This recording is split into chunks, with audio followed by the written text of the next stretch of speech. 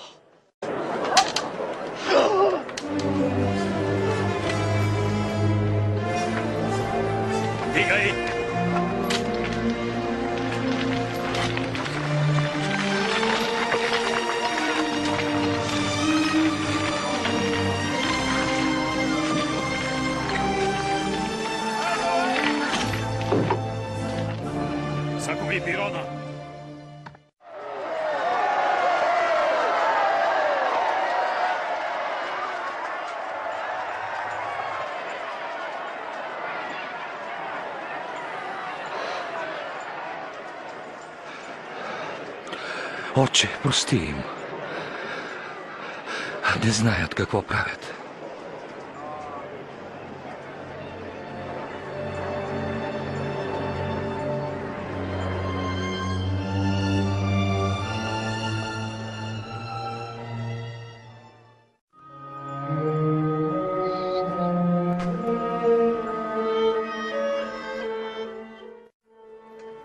В изпълнение на предсказанието от преди стотици години, Исус бе разпнат между двама разбойници.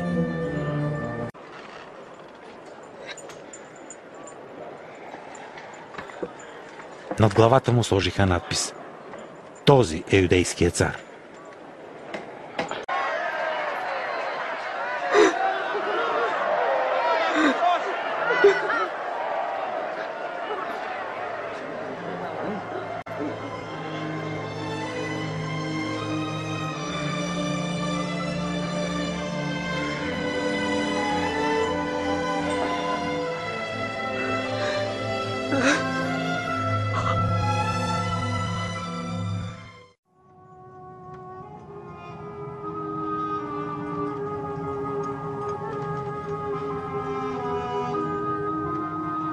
Отче,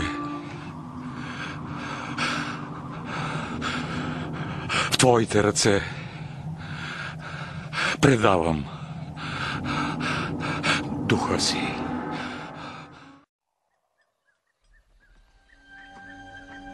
Йосиф от Ариматея, праведен член на религиозния съвет, който не се бе съгласил с това дело, взе позволение от Пилат да сложи в гробница тялото на Исус преди събота.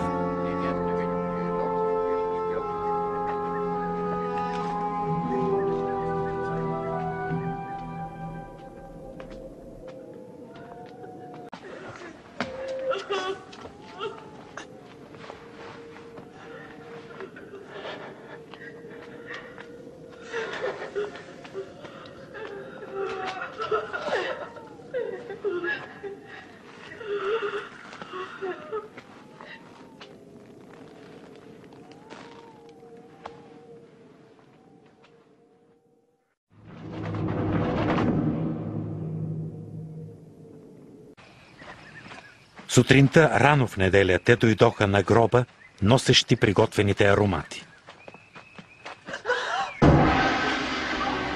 Намериха камъка, отвален от гроба. И като влязоха, тялото го нямаше.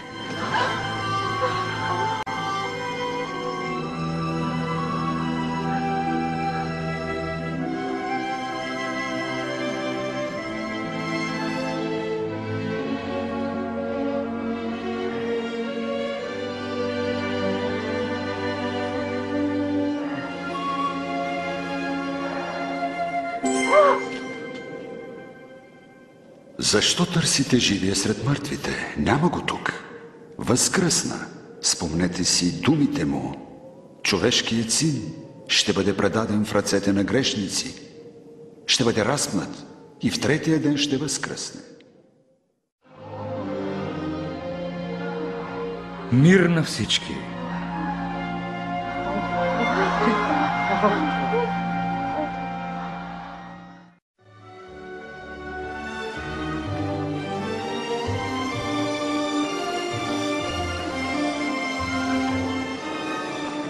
Бог да ви благослови. Даде ми се всяка власт на небето и земята.